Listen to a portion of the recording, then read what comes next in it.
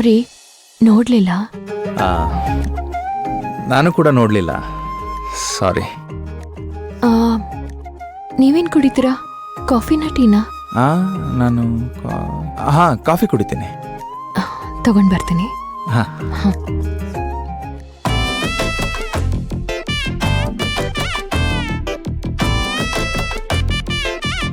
ನೀವು ಸಕ್ಕದಾಗಿ ಫೈಟ್ ಮಾಡ್ತೀರಾ. ಅದ್ರಲ್ಲೂ ನೀವು ಫೈಟಿಂಗ್ ಮಾಡುವಾಗ ನಮ್ ದಾದನ್ ತರ ಎಡ್ಗೈಲಿರೋ ಖಡ್ಗನ ಸರಿ ಮಾಡ್ಕೊಳ್ಳೋದಂತೂ ಇನ್ನೂ ಸೂಪರು.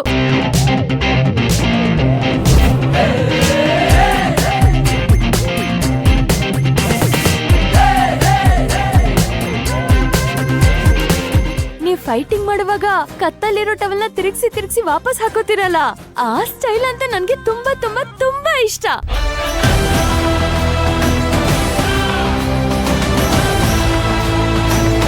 ಹೆಂಗ್ರಿ ಮಾಡೋದದು? ನನ್ಗೂ ಹೇಳ್ಕೊಡ್ತೀರಾ?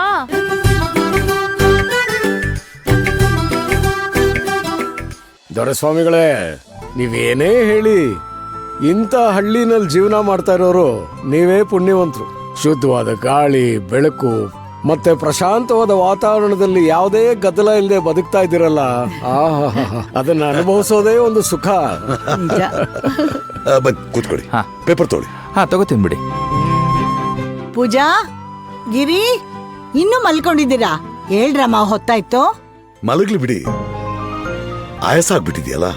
ಅಯ್ಯೋ, ಹಾಗೆಲ್ಲ ಹೇಳ್ಬೇಡಿ.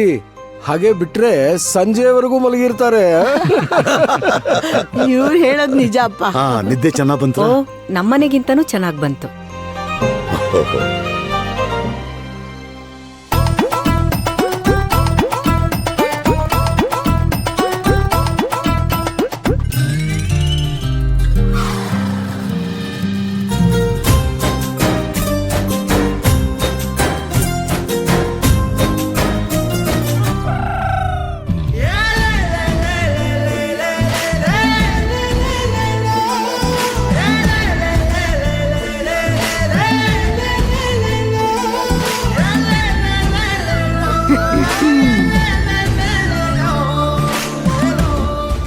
ತಗೊಳ್ಳಿ.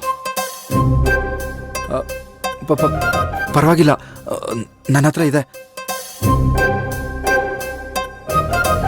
ಅಲ್ಲ, ನಾನ್ ನಿಮ್ ಕಣ್ಣಿಗೆ ಹುಲಿ ಅಥವಾ ಸಿಂಹ ತರ ಕಾಣ್ತೀನಾ? ಇಲ್ಲ, ಯಾಕೆ? ಮತ್ಯಾಕೆ ಈ ತರ ಭಯ ಪಡ್ತಾ ಇದ್ದೀರಾ? ಭಯನಾ?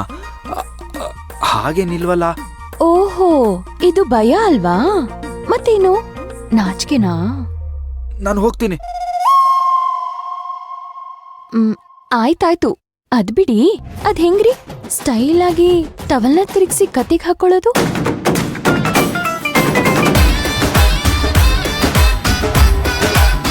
ಹಿಂಗೆ ಅಲ್ವಾ? ಇನ್ನೊಂದ್ಸಲ ಮಾಡ್ಲಾ?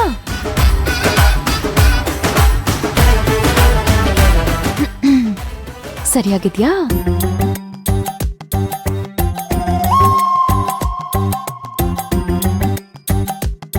ಇವತ್ತದ್ ಏನ್ ಬೇಕಾದ್ರೂ ಆಗ್ಲಿ, ನನ್ ಮುಖ ನೋಡಿ ಮಾತಾಡಿನೇ ಹೋಗ್ಬೇಕು. ಇಲ್ಲಾಂದ್ರೆ ದಾರಿನೇ ಬಿಡಲ್ಲ. ಕೃಷ್ಣ, ಪ್ಲೀಸ್ ದಾರಿ ಬಿಡಿ, ಅಣ್ಣ ಕರೀತಾ ಇದ್ದಾರೆ. ನೋ ವೇ, ಚಾನ್ಸೇ ಇಲ್ಲ. ನೀವ್ ನನ್ ಮುಖ ನೋಡಿ ಗತ್ತಲ್ಲಿ ಸ್ವಲ್ಪ ಸೈಡಿಗೆ ಬನ್ನಿ, ಒಳಗ್ ಹೋಗ್ಬೇಕು ಅಂತ ಹೇಳೋವರೆಗೂ ನಾನಂತೂ ದಾರಿ ಬಿಡಲ್ಲ. ಕೃಷ್ಣ, ಅಣ್ಣ ಬಂದೆ. ಅಣ್ಣ ಕರೀತಾ ಇದ್ದಾರೆ, ದಾರಿ ಬಿಡ್ರಿ. ಬೇಗ ಬೇಗ ಒಂದ್ಸಲ ಮುಖ ನೋಡಿ ಸೈಡ್ಗೆ ಹೋಗು ಅಂತ ಹೇಳ್ಬಿಡಿ. ಸಿಂಪಲ್. ಅಯ್ಯೋ ಅಪ್ಪ. ಅಪ್ಪನಾ?